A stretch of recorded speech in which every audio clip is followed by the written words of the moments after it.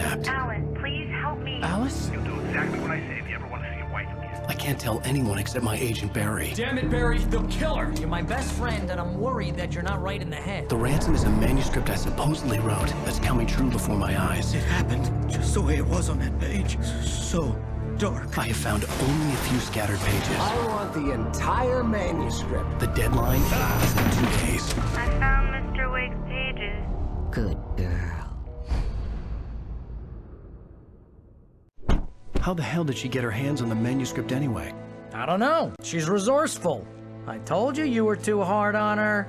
Listen, I found out all sorts of interesting stuff while I was digging around. Yeah. Mr. Wake, it's Sheriff Breaker. We have an FBI agent here, Agent Nightingale. FBI? He's anxious to see you. You'd better come to the station. Okay, I'll be right over, Sheriff. Let's make this quick, huh? Help you folks? Name's Randolph. I'm the manager. We're looking for Rose. Works as a waitress down at the diner. Rose, sure. Nice girl. Who wants to know? I'm Alan Wake. The writer, huh? I heard on the radio you were visiting. Well, I'll show you her trailer. That Rose, she's a nice girl. Always pays her rent on time. As I was saying, Al, I found all sorts of weird stuff from the local newspaper's archives. This place is crazy. Disappearances, mysterious deaths, urban legends come true, and get this, most of this stuff takes place around Cauldron Lake. Well, you ain't wrong, mister. The Indians thought the lake was a doorway to the underworld. I'm the God-fearing type myself. I don't hold with that sort of thing. Yeah, okay. Anyway, there was an island there owned by a guy called Thomas Zane. Now, some of the articles I found about him make him out to be a famous writer, but I ran a bunch of searches, couldn't find a single thing he wrote. Zane was heavily into diving, so much so that the place came to be called Diver's Isle. But the volcano under the lake erupted in 1970, and Zane went down with the island.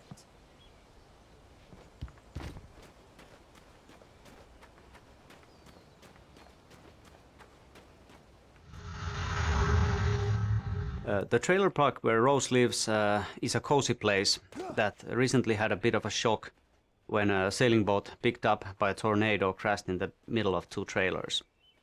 This is a location that for a long time looked like it was not going to make it in the final game, but I'm glad it did because I think it's one of those places that helps define the character and style of the game in a visual way. When we went out photo shooting along the Pacific Northwest area, we came across many trailer parks and we have plenty of material for them. So I think that really shows in the authenticity of this location.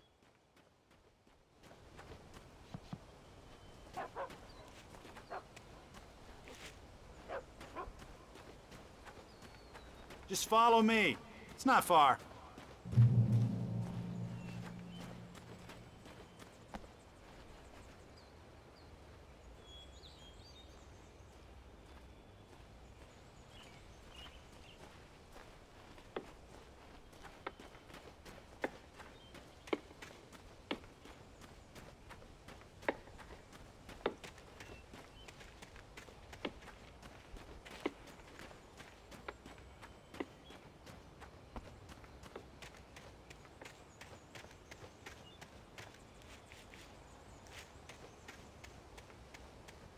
Listen, I got things to do. This place don't run itself.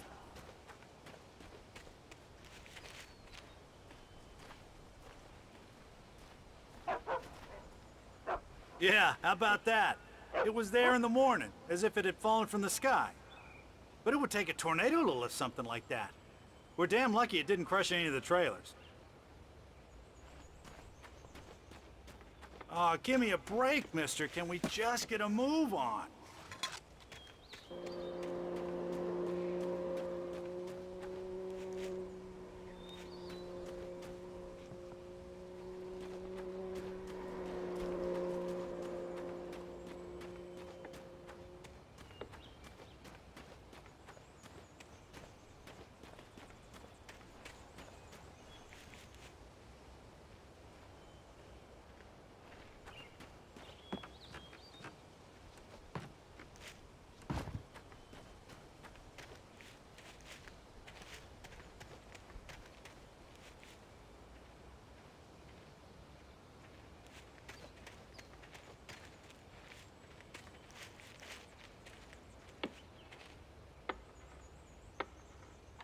Gets better. A local girl, Barbara Jagger, drowned in Cauldron Lake just a week earlier. They were lovers. Sure, Jagger's a local spook story. The Scratching Hag comes for you in the dark. Childish stuff like that. Anyway, Al, I'm just getting to the best part. All of the articles about this stuff were written by Cynthia Weaver. I asked around, and she's that crazy bag lady you met. Yeah, anyway, she knew both Jagger and Zane before they both died, and she had some kind of a breakdown.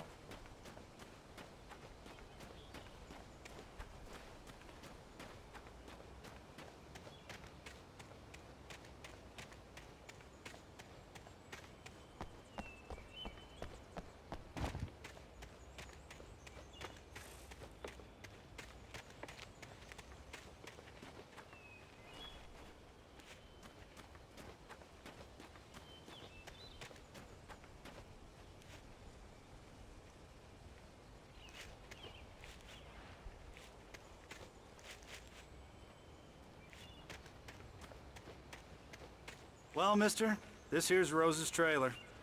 You mind me asking what you want with her? We're just here to talk to her, pal.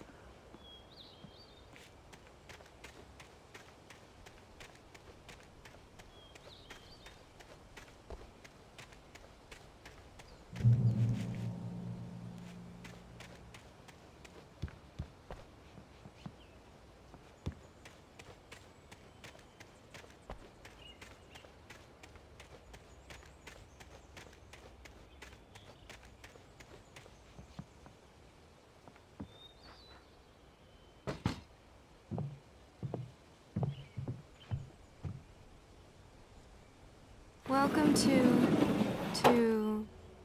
Oh dear, Mr. Wake. I'm so glad you're here. Rose, you have my manuscript?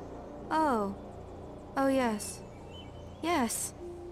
Please, come in. Hey, this is really good. Rose, Yes, my manuscript. I really need it. I understand.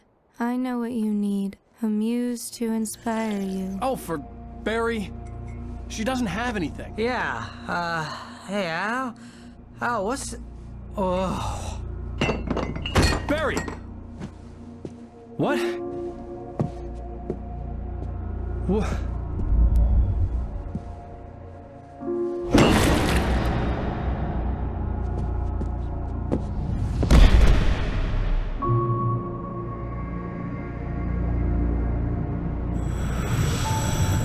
It's coming for you, hiding in my barber's skin. I'm too weak to stop it. You must turn the lights on. I promised I'd come visit you and your lovely wife. You must finish what you started. I insist. You must turn the lights on. Turn the light on. Back to work, boy.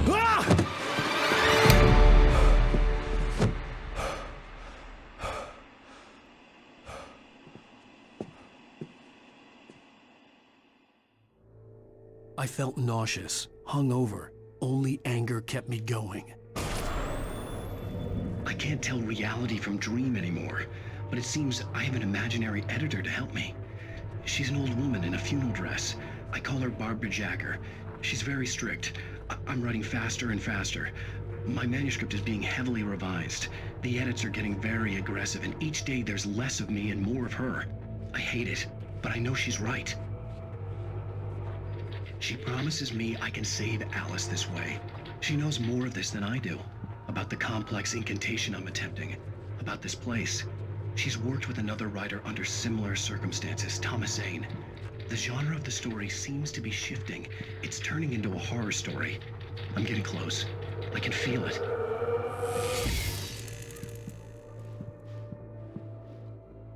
Rose took a day from me. I had less than 12 hours left to meet the kidnapper. All I could do was get Barry into the car, work something out once I got on the road. Welcome to the Oh Dear Diner. What can I get you today? Coffee?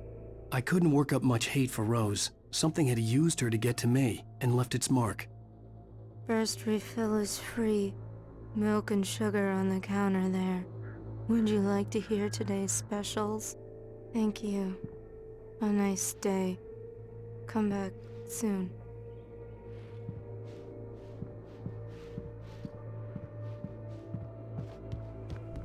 My gun and flashlight were gone.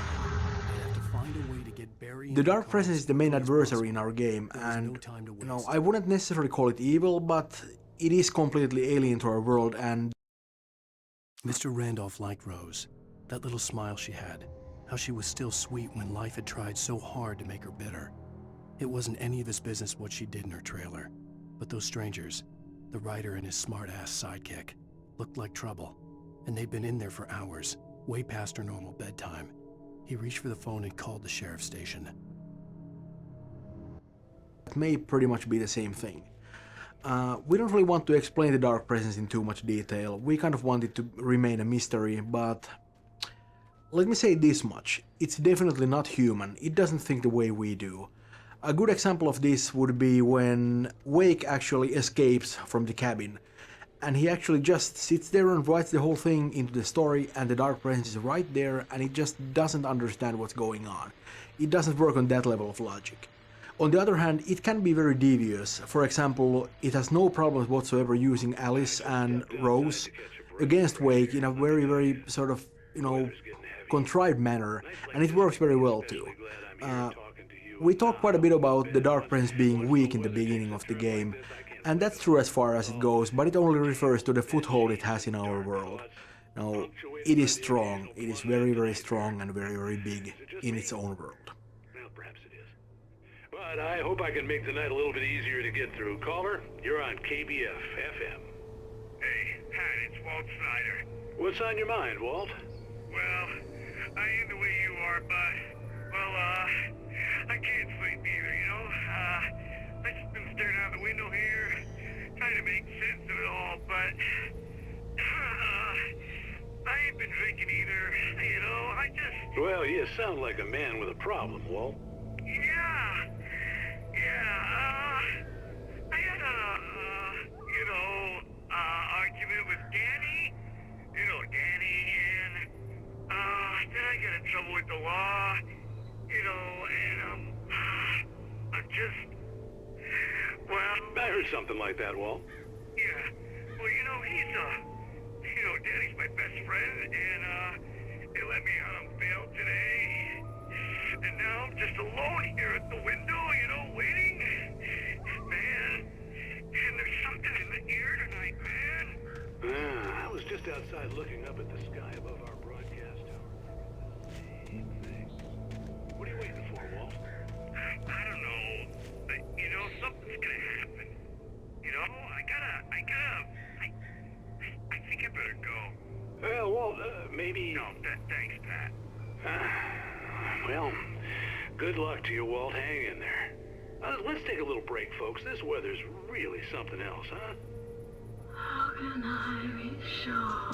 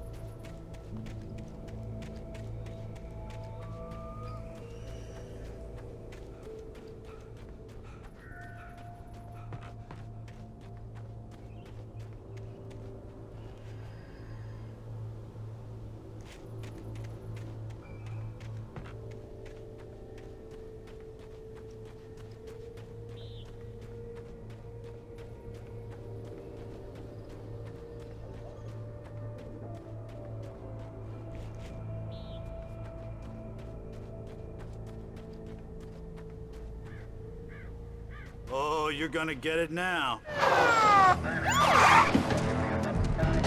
God knows what you've done to that poor girl. This is Agent Nightingale, FBI! Get him up, Hemingway! You're under arrest! You move a muscle, I'll unload right in your goddamn face! Stay right where you are, Spillane!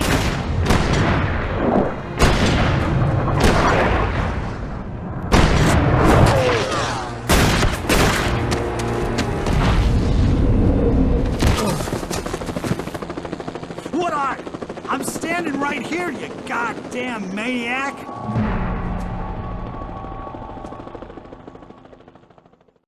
I hated to leave Barry behind, but there was no way I'd miss my appointment with the kidnapper. Give it up, Mr. Wake! Come on! Make it easy, Al! Get after it! Don't let him get away! Move it! Move it! Move it! I'll have your shot if you let him get away!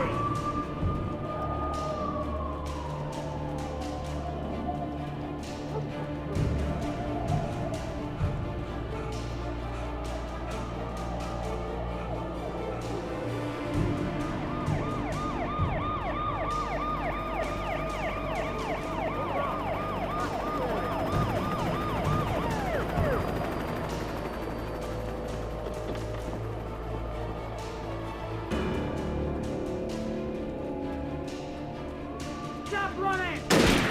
Please! Okay, Ben. Keep your eyes peeled. He's gonna try to make it through here. Oh, damn. Move out! Go! Man out! Wait! Wait! Don't move! Get there you go! Run!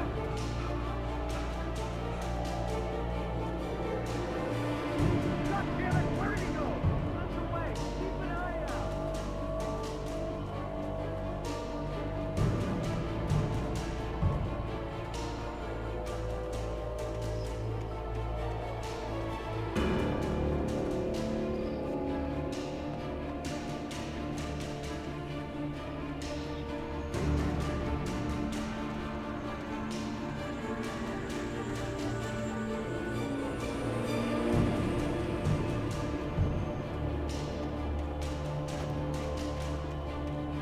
He's gone! Come on, guys! We need to head him off! For decades, the darkness that wore Barbara Jagger's skin slept fitfully in the dark place that was its home and prison. It was hungry and in pain. It dreamed of its nights of glory when the poet's writing had called it from the depths and given it a brief, terrible taste of power and freedom. The rock stars had stirred it from the deep sleep the poet had sung.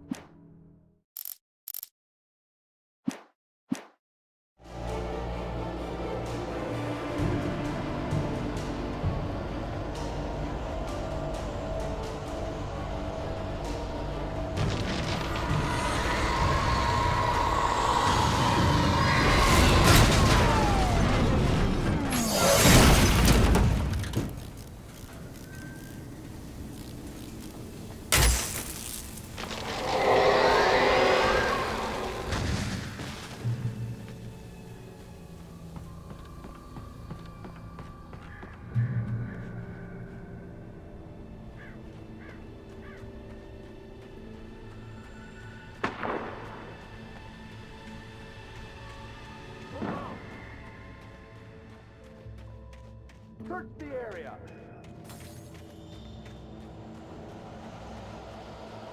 Stay sharp! This way! Over here!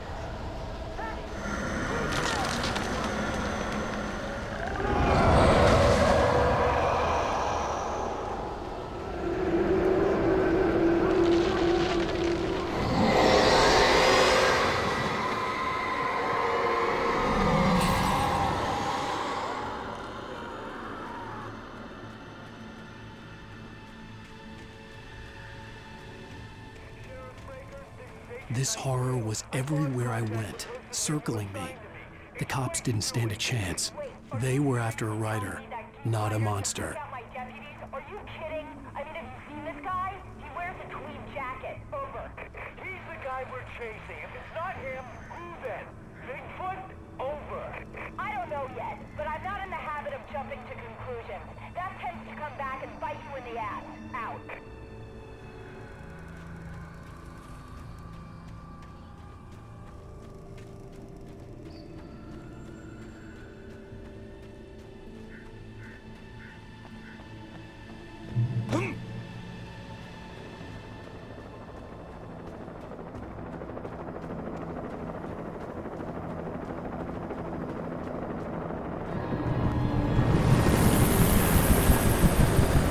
You on the ground. Hold it right there. There's nowhere to run. Freeze!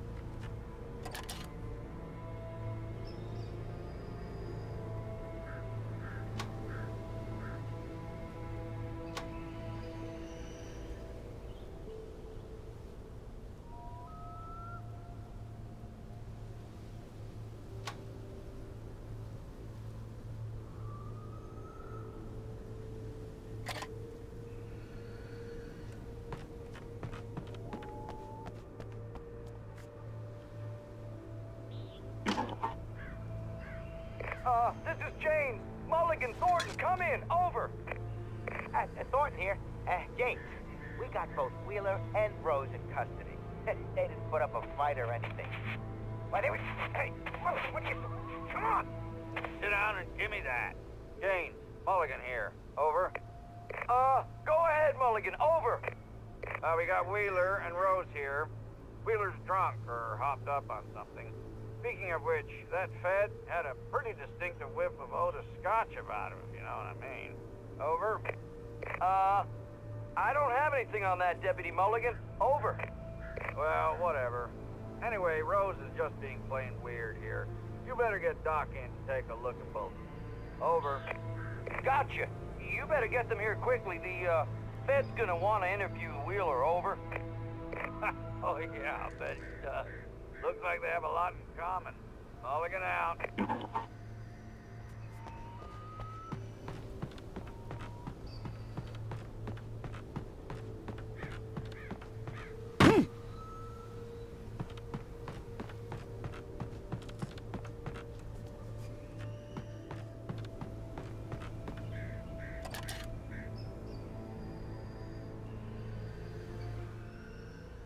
I could see the lights of the radio station in the distance.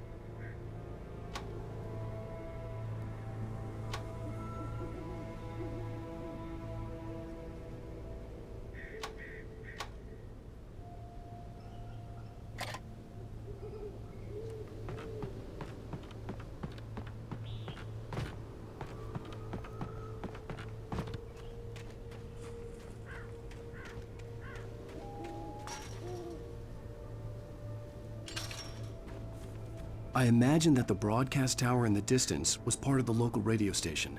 Payne seemed like a decent guy. Perhaps he could give me directions to the coal mine.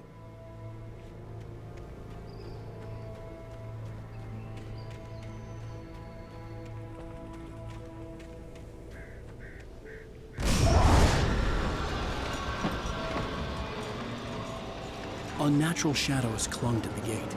The darkness that was after me was trying to stop me. I wouldn't get through without a light.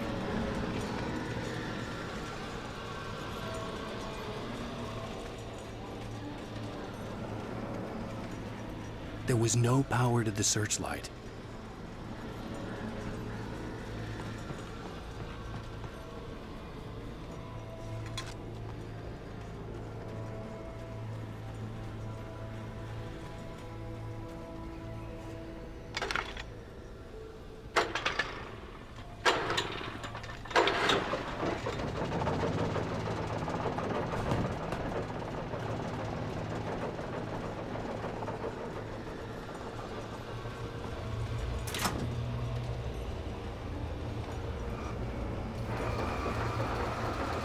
the old generator conked out, I'd have to see if I could fix it and try again.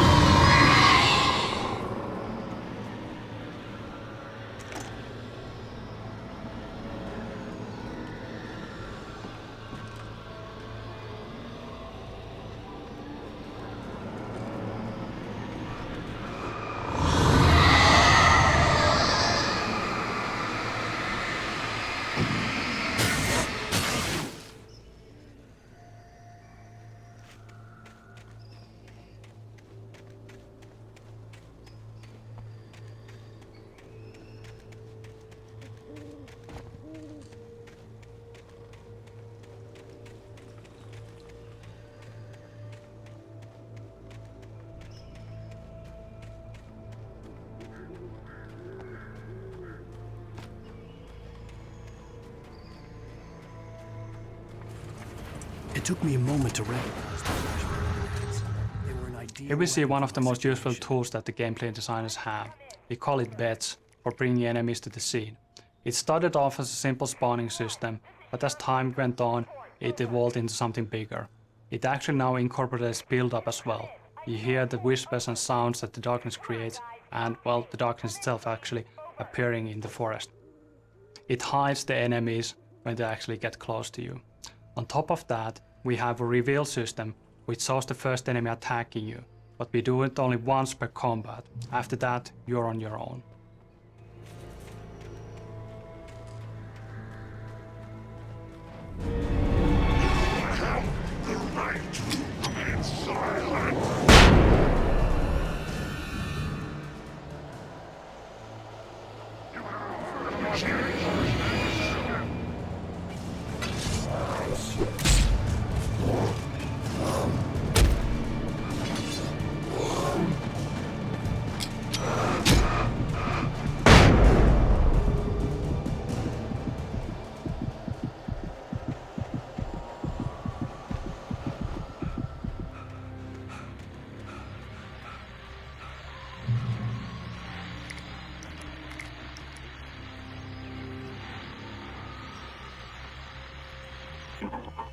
And here's another call. You're on KBFFM with Pat Maine. It's Milt Peabody, Pat. What's on your mind, Milt? Well, I live near the trailer park, Pat, and there's a big ruckus going on over there. Well, that's just up the road from me, too. What's going on, do you know? I don't know, but there's a bunch of police cars there, lots of sirens, a helicopter buzzing around, and I think I heard some gunshots. Gunshots? Yes, sir, like from a pistol. So can you find out what's going on? Because it's just next door and they're popping off guns there. They're still shooting? No, it was maybe 10, 15 minutes ago. It sounds serious, Pat. I'm telling you, it don't sound like no party. I'm certainly going to give the station a call, Milt. Okay. You'll hear it here as soon as I hear from them. Okay, thanks.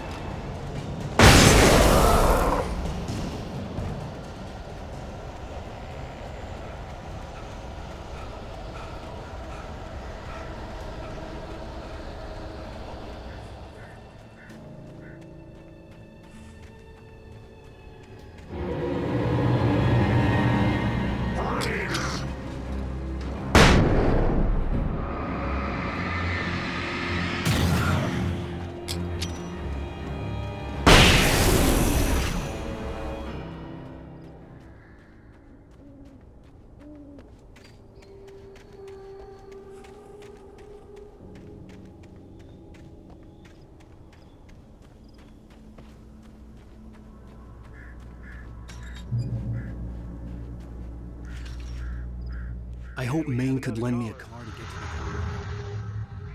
We don't see a lot of Pat Maine in the game, but actually he has a considerable presence.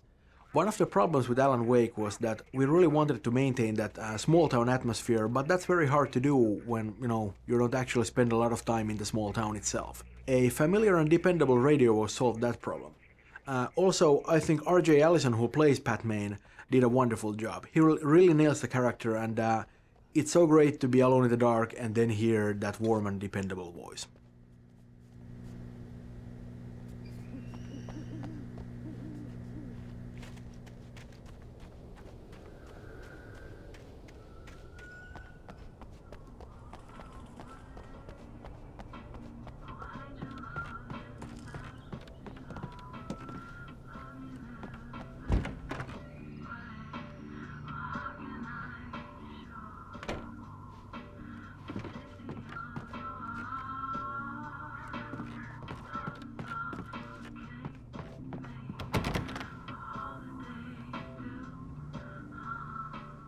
Oh, here's a little surprise. The famous writer Alan Wake just walked in. Folks, I'm going to see if I can talk him into an interview. Come on in, Mr. Wake. Oh, I'm so glad you could find the time to do this, Mr. Wake. Nowhere to run now, Dan Brown. You back away from me. Don't hurt.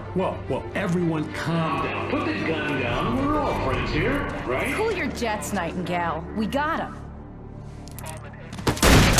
Dude, preach! What the hell's the matter with you? There's a civilian in there.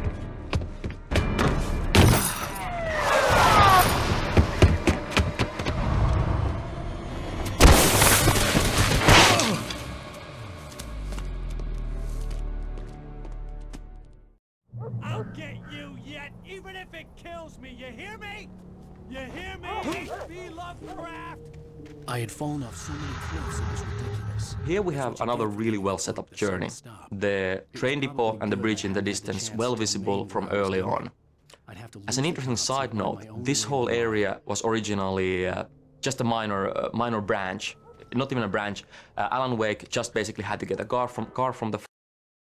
Nightingale stared through the broken studio window into the dark woods. He turned around, started to walk out, but Maine grabbed his arm. Young man, you almost shot me. You don't shoot off rounds at people like that. What's the matter with you? Nightingale shook his arm free. Forest and continued towards the mining museum. With months of iteration and looking at the possibilities given by the environment, we found out that this area could have lots of poltergeist events, could have hidden routes and so forth. The bridge and the train depot all appearing far later in their development.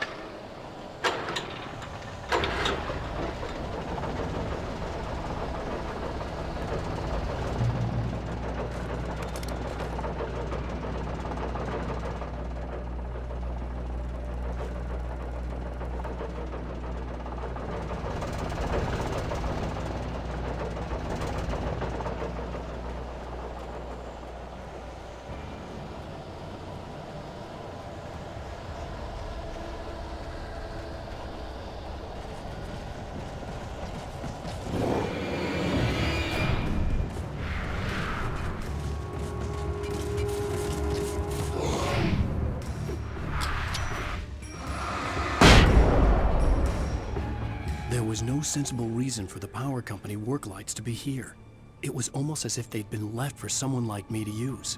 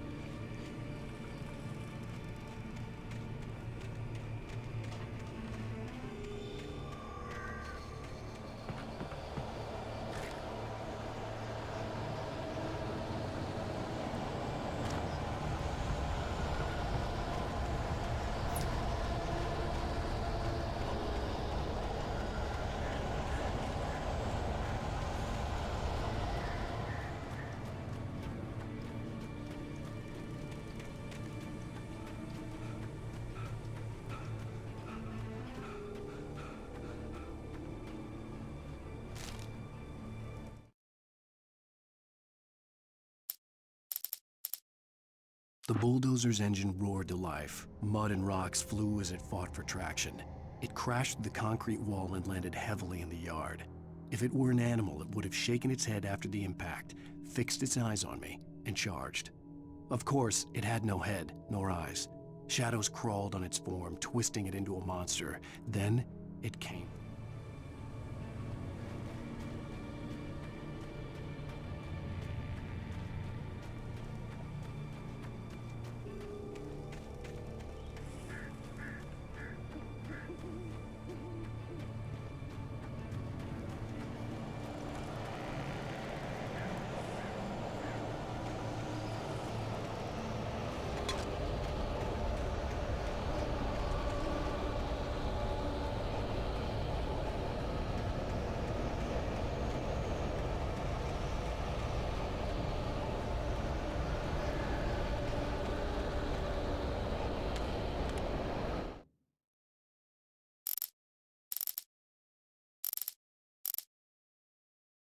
Sarah trusted her gut, and her gut said Agent Nightingale was an asshole.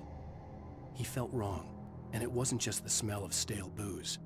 It was in the way he flashed his badge, pulled rank, the look in his eyes when he wanted answers. Where was Alan Wake? What was this about an accident? Where was his wife? And most importantly, why did she let Wake go?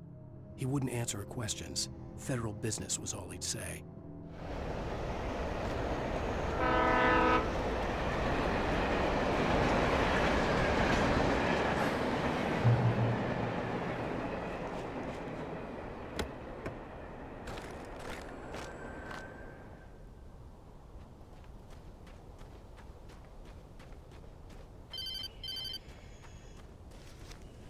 Hello? The most stubborn man I've ever met. Alice? Alice? Alan. Alan. I'm so afraid. Keeps me in the dark. Please help me. I look at you, Alan, and it's not you. Something else. Looking out from behind your eyes. Alice, I'm here. I'm so alone here. It's all gonna go to hell. You need to be careful. Cooperate. The connection had been terrible, but that wasn't the only thing that hadn't been right with the call. She sounded wrong somehow, but she had called me.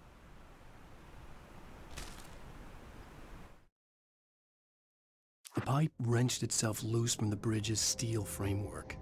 Wrapped in darkness, it floated in midair, twitching. For a moment, I didn't understand what I was looking at. The heavy object lurched at me with impossible force. I threw myself out of the way, but just barely.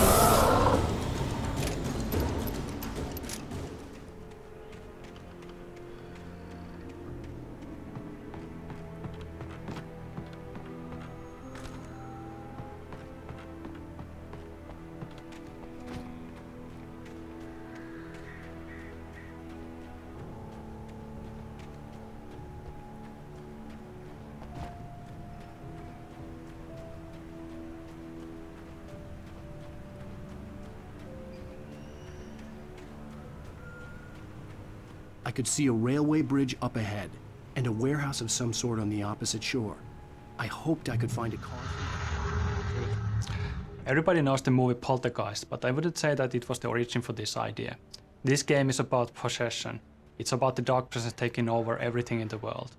It started off with humans, and, well, in the design, the inanimate objects were the next logical step.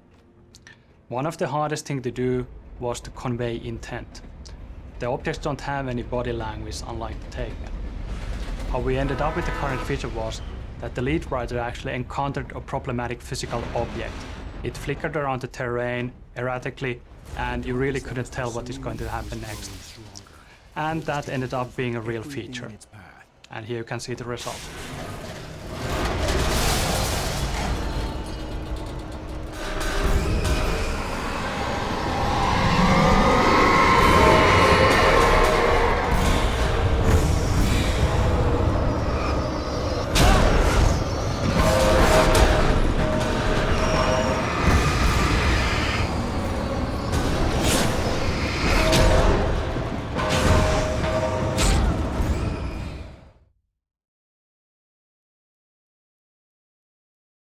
I could find a car from there. Everybody knows the movie Poltergeist, but I wouldn't say that it was the origin for this idea. This game is about possession. It's about the dark presence taking over everything in the world. It started off with humans, and, well, in the design, the inanimate objects were the next logical step. One of the hardest things to do was to convey intent. The objects don't have any body language, unlike the Taken. How we ended up with the current feature was that the lead writer actually encountered a problematic physical object. It flickered around the terrain erratically, and you really couldn't tell what is going to happen next. And that ended up being a real feature. And here you can see the result.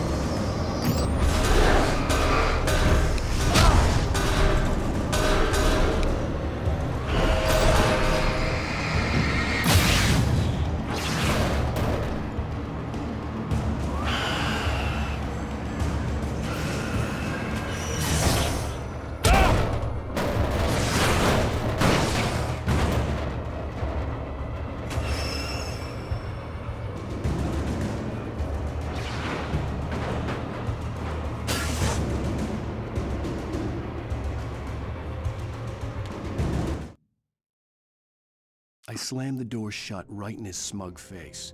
He pleaded for me to open the door. True to form, the asshole actually thought I would obey. I had no sympathy left, no guilt either, not for him. I took a moment to savor the scream. I bet I had a smile on my face. It was all that I had done.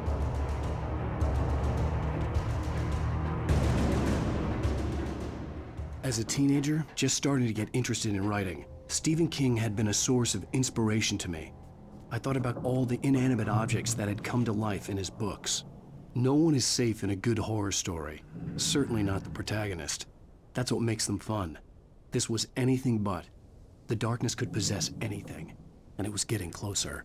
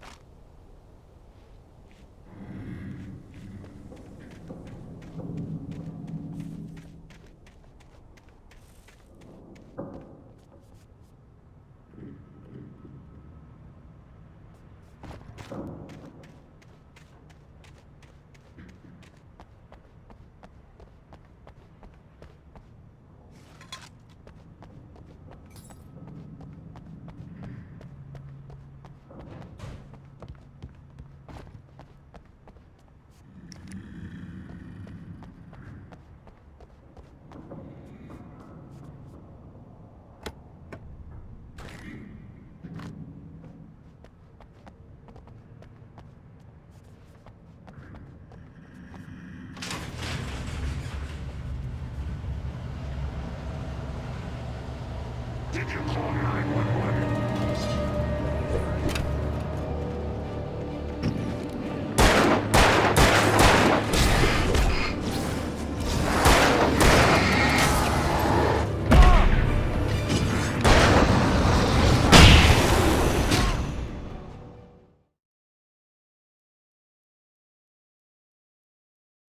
Objects that had come to life in his books. No one is safe in a good horror story. Certainly not the protagonist. That's what makes them fun. This was anything but. The darkness could possess anything, and it was getting closer.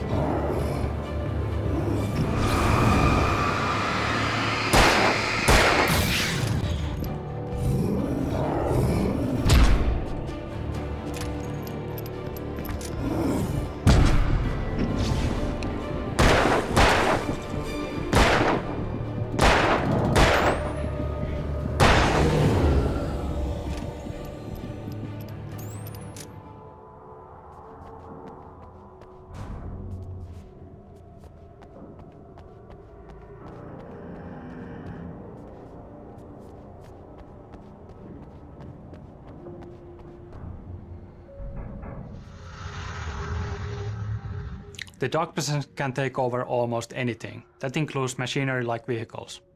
In the next scene you will see the bulldozer attacking you, and it might be familiar to you from demos that have been shown in different shows before. I would like to say that plenty of thought and research went into this, but the fact is that it was basically just a lucky test when we fooled around with the AI and physics. And here you can see the results.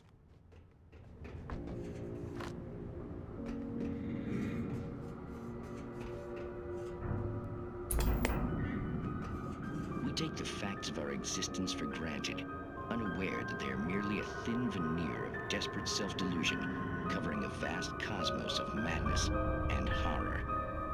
All too often, the stars are right. In Night Springs. Tonight's episode, a family occasion. Journalist Alvin Derleth's trip to study the local customs of an insular community in Night Springs has been less than successful. Until tonight. Well, I'm glad you changed your minds about this. Ancient customs, local mythology. My editor loves this kind of stuff. Well, Mr. Derleth, we don't want to feel like we're on exhibition. But you have demonstrated the seriousness of your intent. Oh, I am serious. Really, just do your thing. I'll stay out of your way and observe. Actually, I thought you could assist us. I'm afraid we are a man short. It would provide you with an intimate perspective. Could I really? Of course, Mr. Derleth. Well, I guess that's the least I... What would I have to do? Oh, here. Let me show you with a kiss.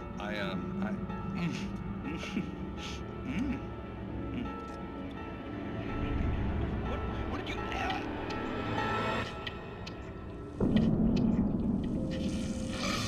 Oh, Mr. Derleth, you have well pleased Nixie Perka, the dweller in flesh. Your body shall host his 1,000 young, and all shall be glory.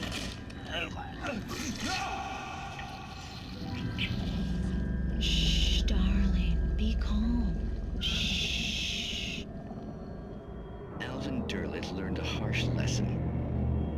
If you go looking for mythology, it may come looking for you. such quests always bear fruit. Night Springs.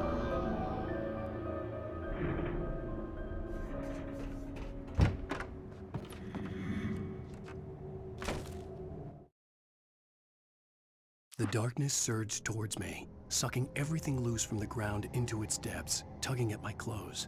I saw the flare the kidnapper had dropped and threw myself towards it just as I felt my feet leave the ground. The darkness embraced me with the force of a tornado. Somehow I managed to light the flare. The darkness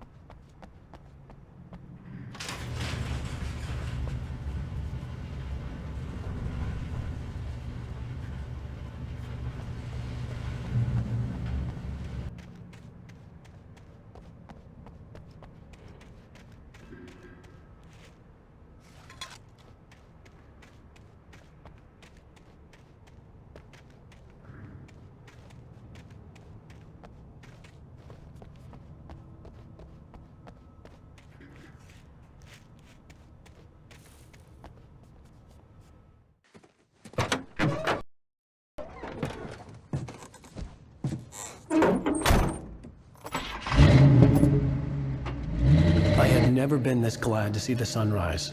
I had a couple of hours to get to the coal mine.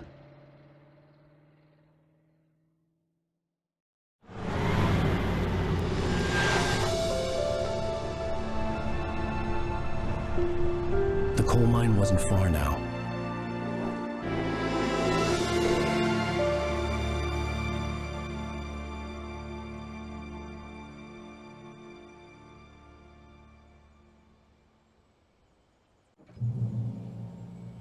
Today, I would meet the kidnapper, and he would give me Alice. I wouldn't give him any other choice. A drowning man will clutch at a straw.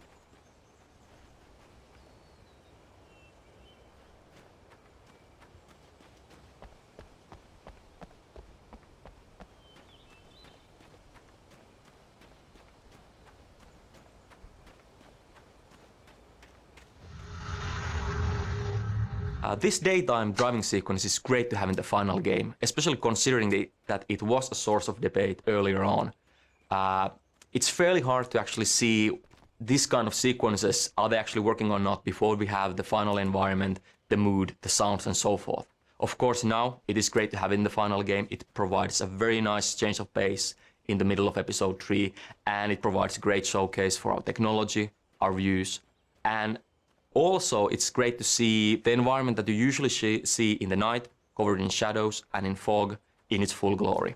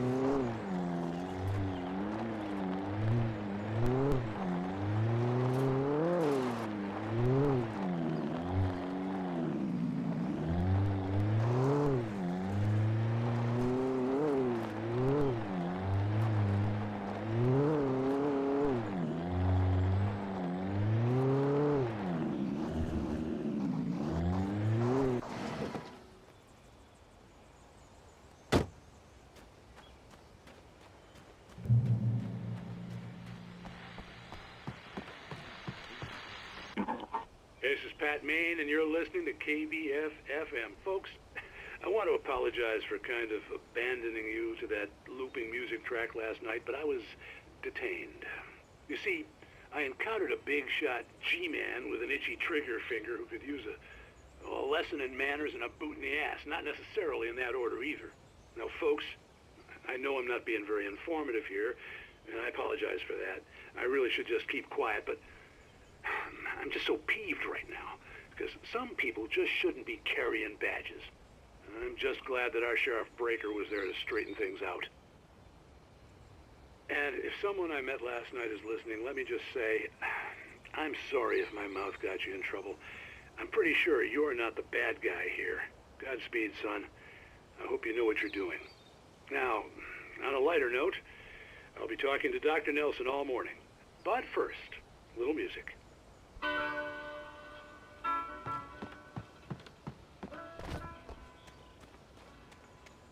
Nobody cares about me. Ain't even got a friend. Baby gonna left me.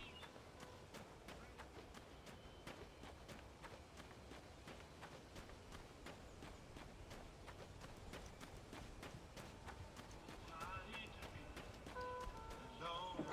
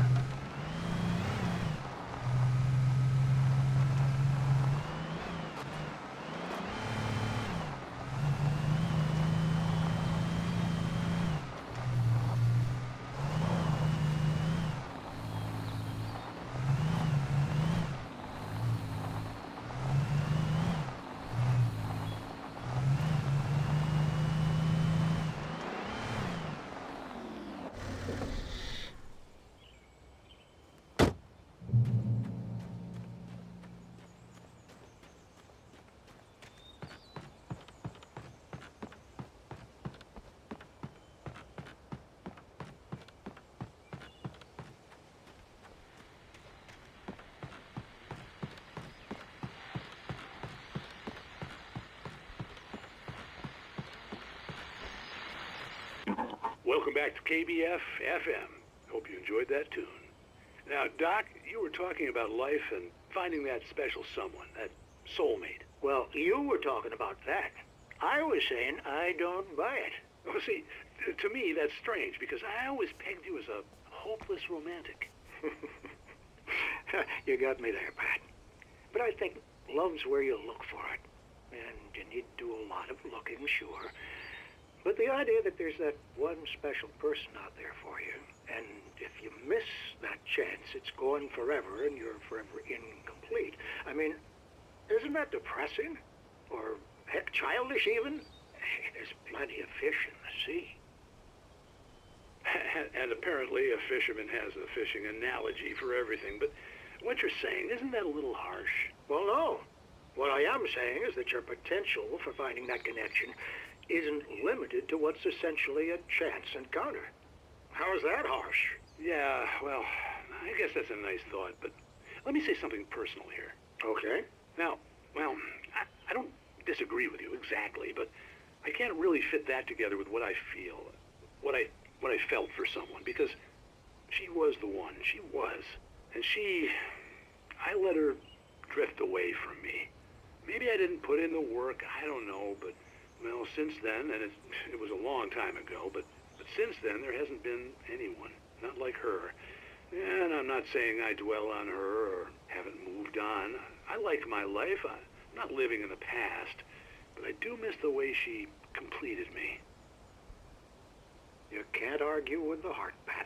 I'm sorry, folks. I had kind of a scary experience last night, and let's just say it's shaken a few things loose.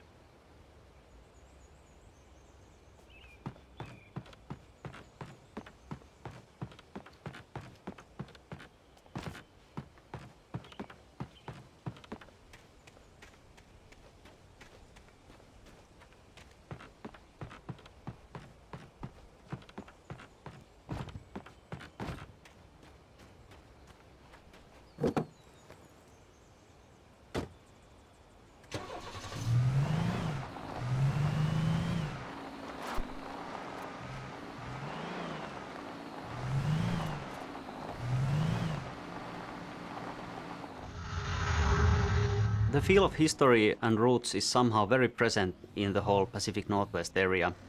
It's one of those things that lends the unique feel to this region.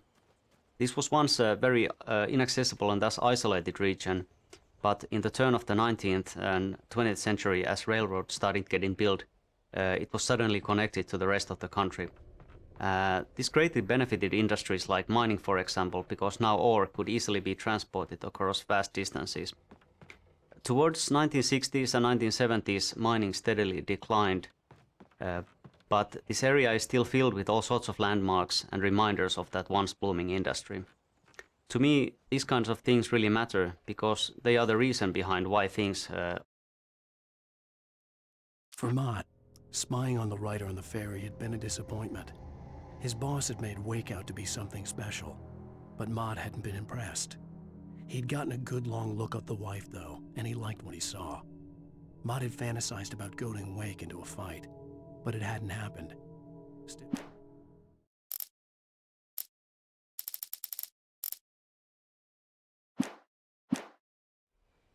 And look the way they are. So, long story short, decaying structures like old train carts and mining structures and tipple buildings are really a part of the history of this area, and that's all the reason we needed to include one of those beautiful tipple buildings as a location in the game. As many of its real-world counterparts, it serves now as a museum.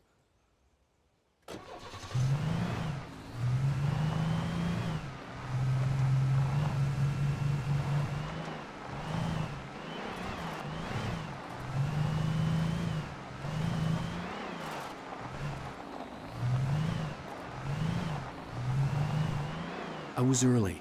I was supposed to meet the kidnapper at noon in the main building.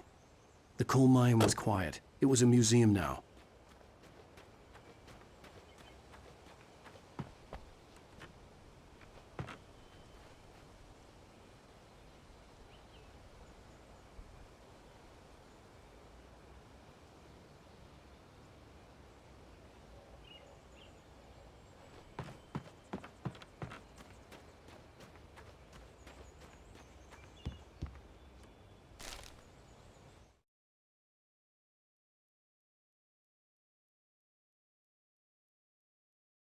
With Nightingale gone and the night wind blowing in through the broken studio window, Payne stared at Sarah.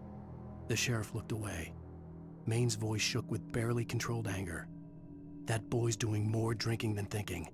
I hope you know what you're doing, Sarah. He's got a sickness.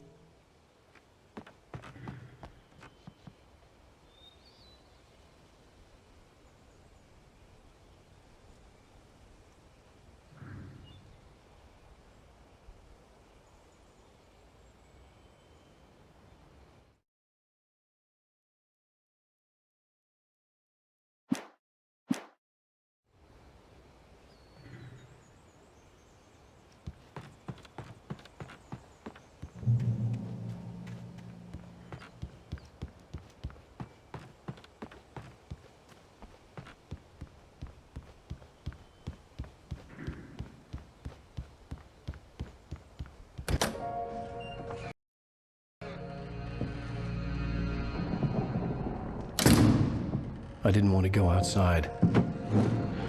Cops had to be looking for me.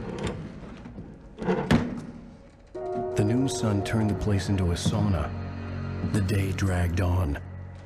Different scenarios ran through my mind. Ways of how I'd torture the kidnapper to get Alice back. Or the different horrible things he could have done to her. I imagined her dead. I had no way of knowing she was still alive. It was killing me. I was running on blind hope. It was all a waste of time. The bastard never showed up.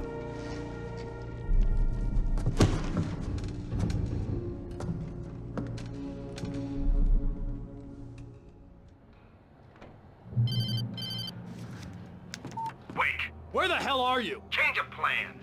You know where Mirror Peak is?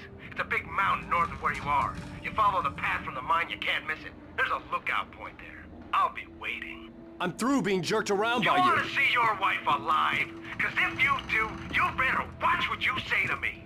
Do we understand each other? I want to talk to Alice. Yeah, and I want the manuscript. Don't keep me waiting, Wake. Hello? Hello! Ah! I'm gonna kill him! I had to get to Mirror Peak.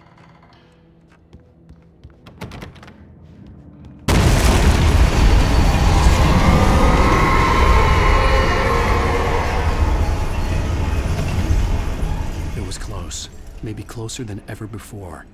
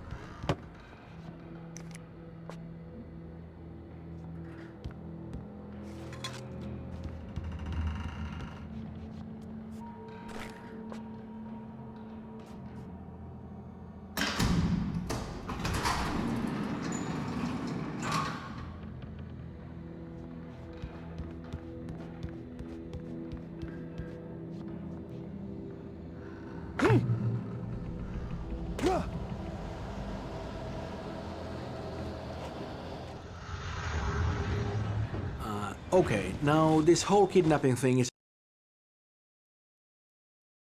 When Thomas Zane fell for Barbara Jagger, it happened fast. She was young, vibrant, and beautiful, full of life. He had never been a very happy man, and without any seeming effort, she had changed all that. Zane felt good for the first time in his life. Everything she did was another piece of a jigsaw puzzle he hadn't even known he'd been missing. And best of all, she made the words flow, strong and sharp. Red herring, of course. It's just an attempt to manipulate Wake and to get him to deliver the manuscript. The so-called kidnapper, Mott, well, he doesn't have Alice. He doesn't know where Alice is, and neither does Dr. Hartman, the guy who's hired Mott. But they do know that Wake will do anything to get Alice back, so you know, they use her. They're nice people like that. The problem is that Wake doesn't have the manuscript at all. He doesn't know where it is, he has a couple of pages, but of course that's not enough. So, they're lying to Wake about having Alice, and Wake's lying to them about having the manuscript, and nobody has much of anything. It doesn't end very well for Mott, you know, who is going to get his in a couple of minutes, or you know, a little longer. And Dr. Hartman doesn't have such a great day either. So what can I say? Karma's a bitch.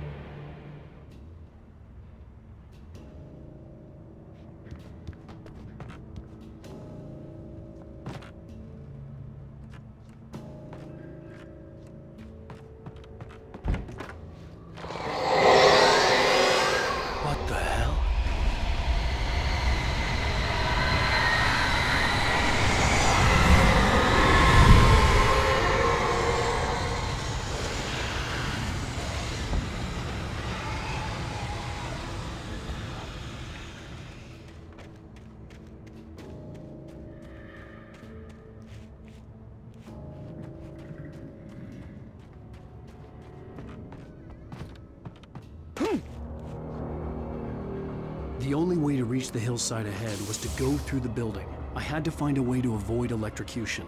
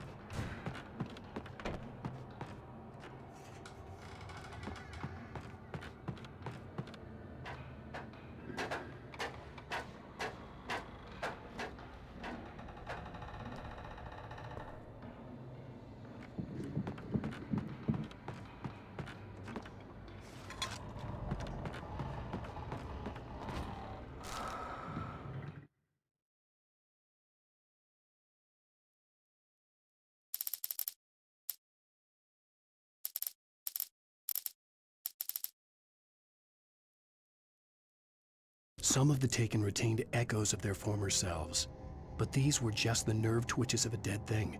Nothing remained but a shell covered and filled with darkness. In most cases, these puppets were enough for the purposes of the dark presence.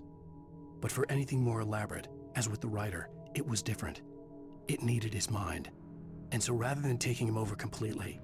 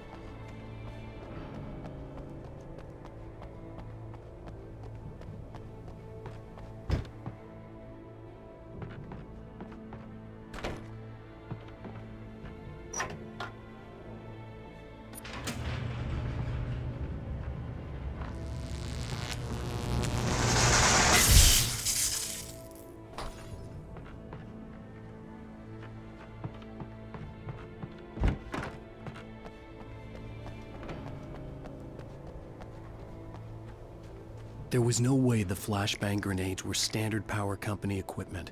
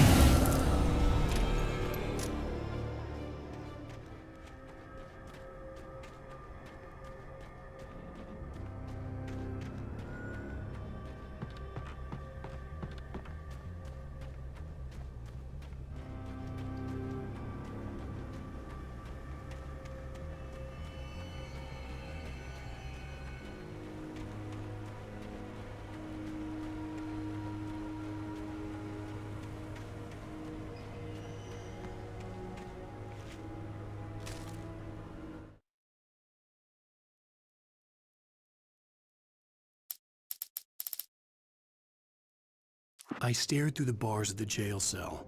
Barry stood behind me, swaying on his feet, looking as ill as I felt.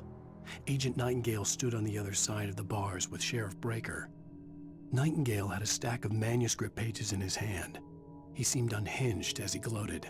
Well, I've got you now, Raymond Chandler. It's all here. All the evidence, including conspiracy to murder of...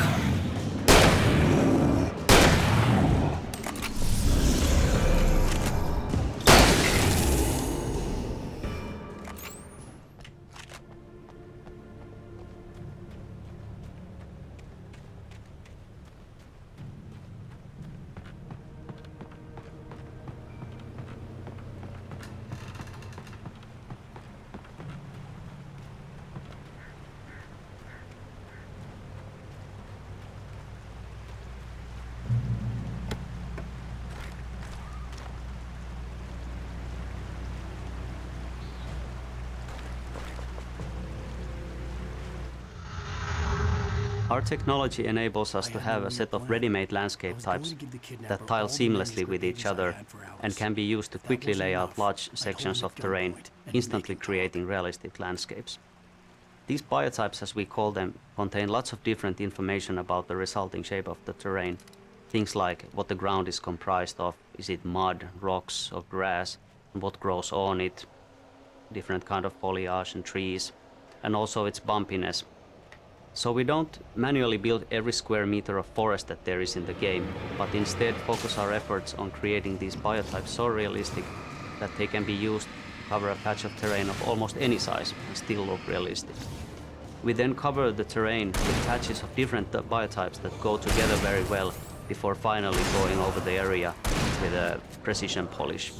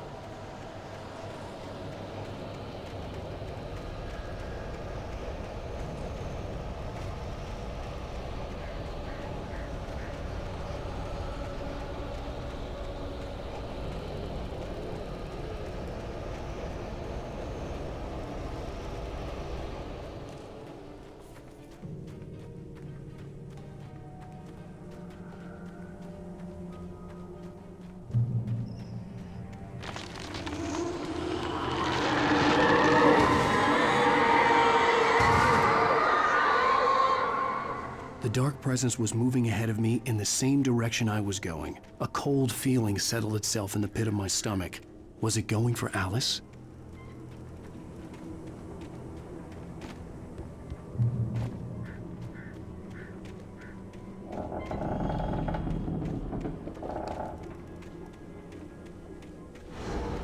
The graveyard shift may cause cancer.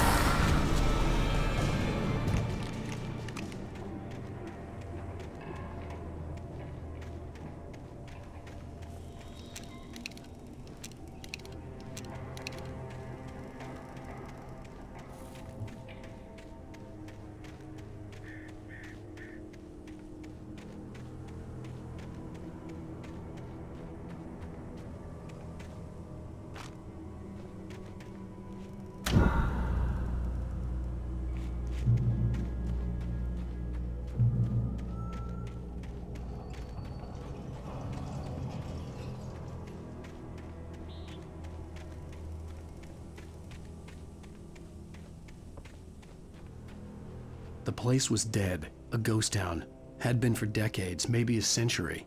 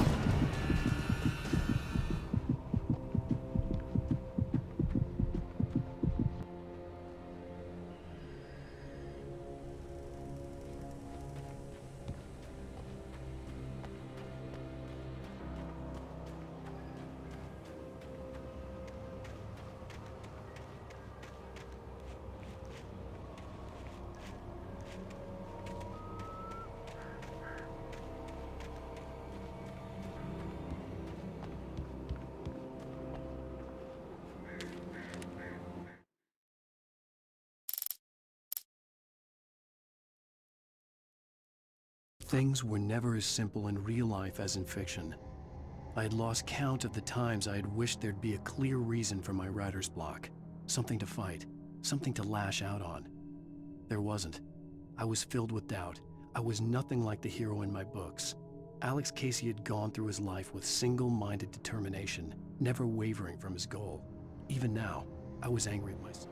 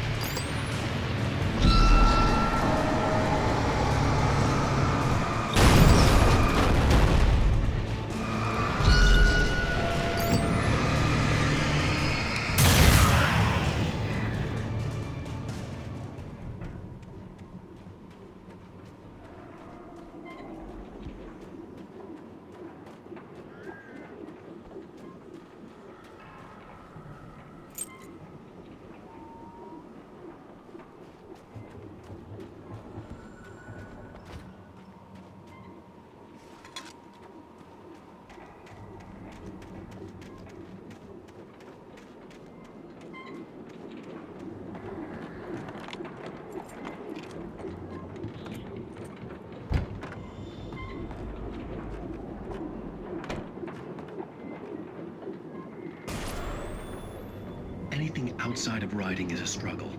I feel ill. I managed to make my way downstairs. There's a shoebox filled with books and papers by Thomas Zane. It's very hard to focus, but I managed to read some of it. He's a poet, and a good one. He writes of muses and creators summoning fabulous things from a magic lake, using his powers to shape the world of a realm of gods and dreams and demons, dark things that wait for a chance to slip through, wearing the flesh of men as disguise.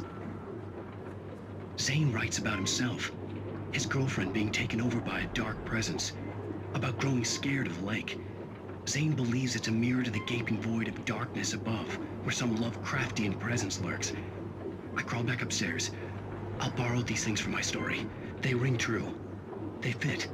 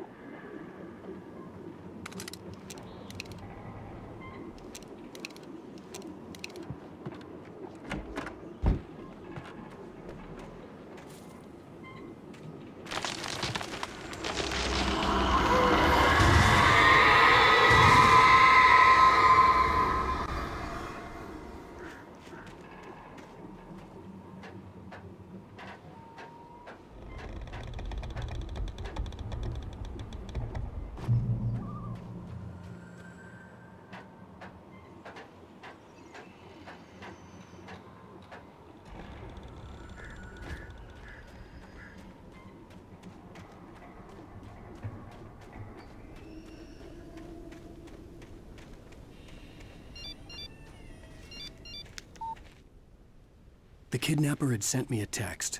The message was full of spelling errors and insults. It was telling me to hurry up.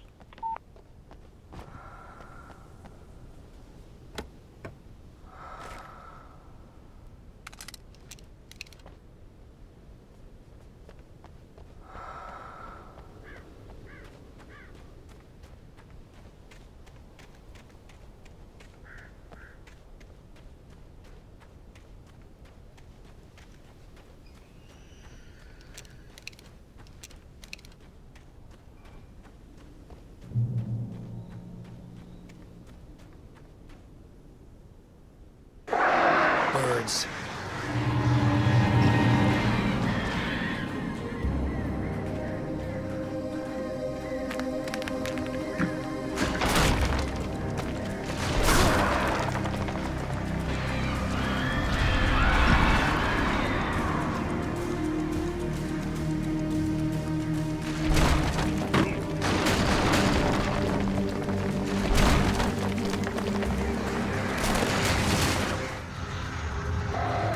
We chose birds as our only animal enemy type. The main reason being that the birds actually bring something new to the table, an extra dimension. We tried to think through the whole package of the player experience. Player needs to look down for bear traps, look ahead for taken, and look up for the birds.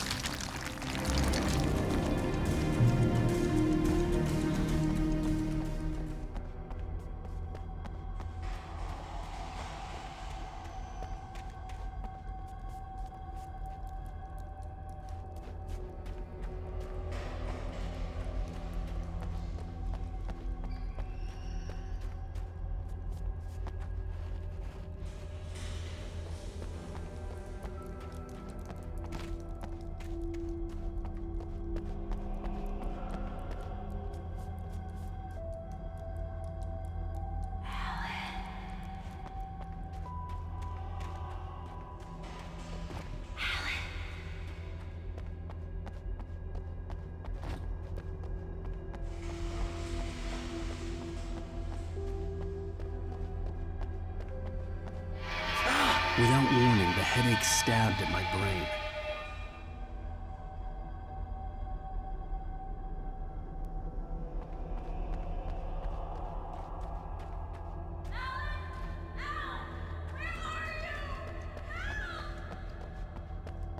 Alice?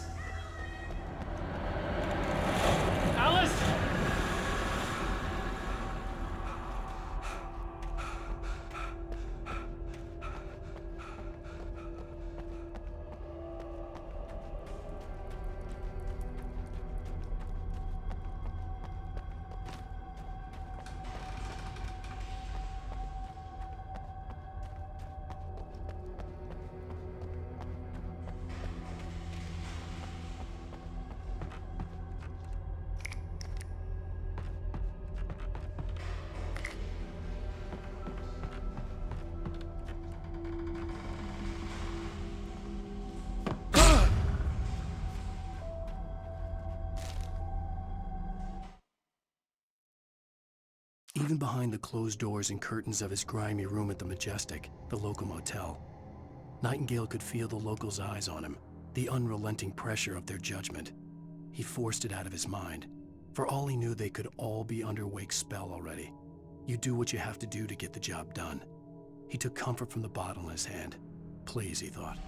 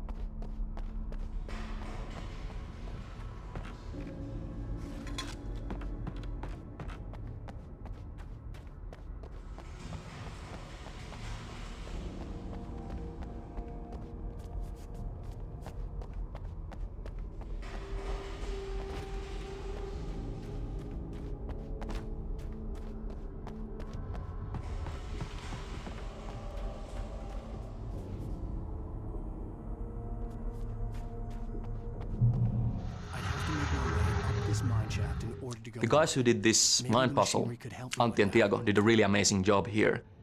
This is, again, one of the cases where we started with a very, very low-key design requirement, just something to occupy the player for a moment. But with iteration, looking at what works, what not, we actually got this, this amazing sequence which does what it's supposed to do.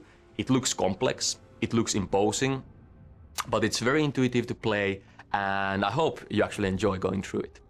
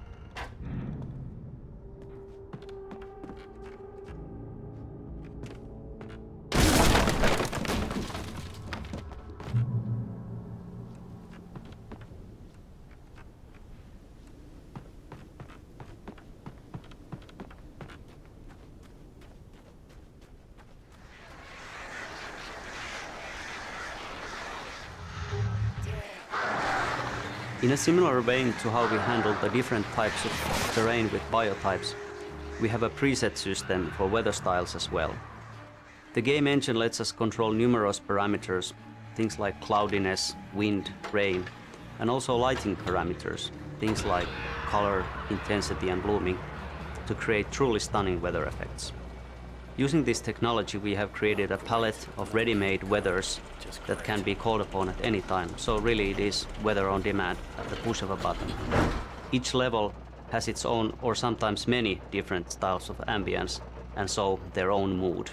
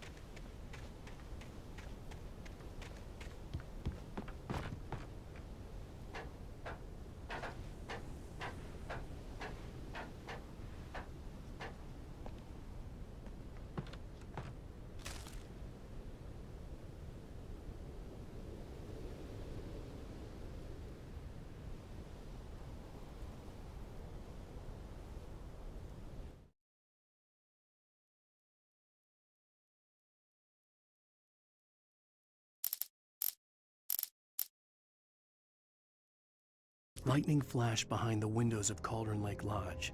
Tor Anderson laughed and held the steel hammer above his head. Nurse Sinclair was trying to calm him down without success. Tor grinned madly and shouted, "My hammer's up. Here's a friendly poke from..."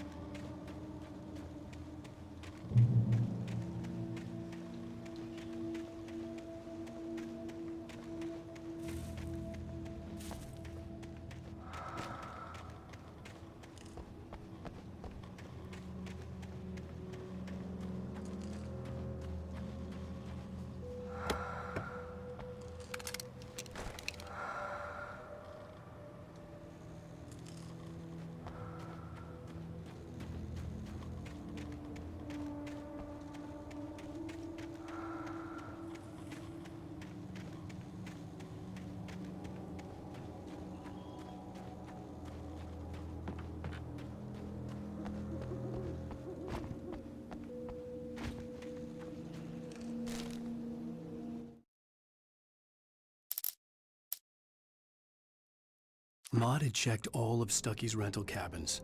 There had been no sign of the Wakes. It was dark when he'd found their car parked at the end of the road by Cauldron Lake. It made no sense. They must have taken a wrong turn, but there was no sign of them, and the car had been there for hours already. Frustrated, Mott stood on the rotten ruin of the footbridge that had once led to Diver's Isle before it sank beneath the waves years ago.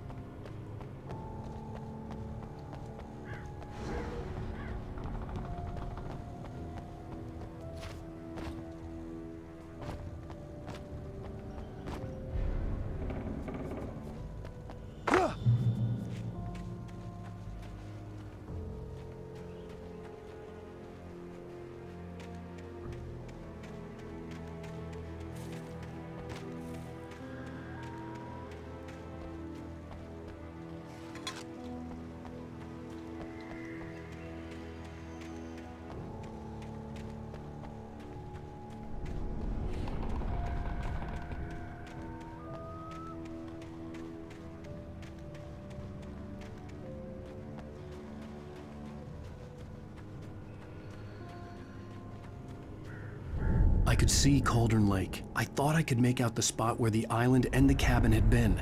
There was a light near it. It had to be a boat.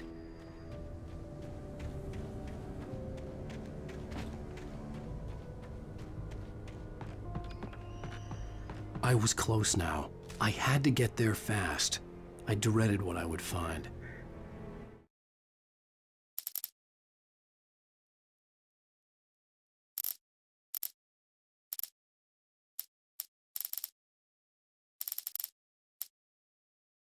I tried to hold on to Alice, but her form melted away. I was losing control. Dr. Hartman stood in her place. I wanted to hit him, but my arms were jelly. He smiled. It was a reassuring smile, and I hated him for it. I had to give you a sedative. Don't fight it. You went through another rough period. Right now, it's very important that you stay calm. We don't want you to have another.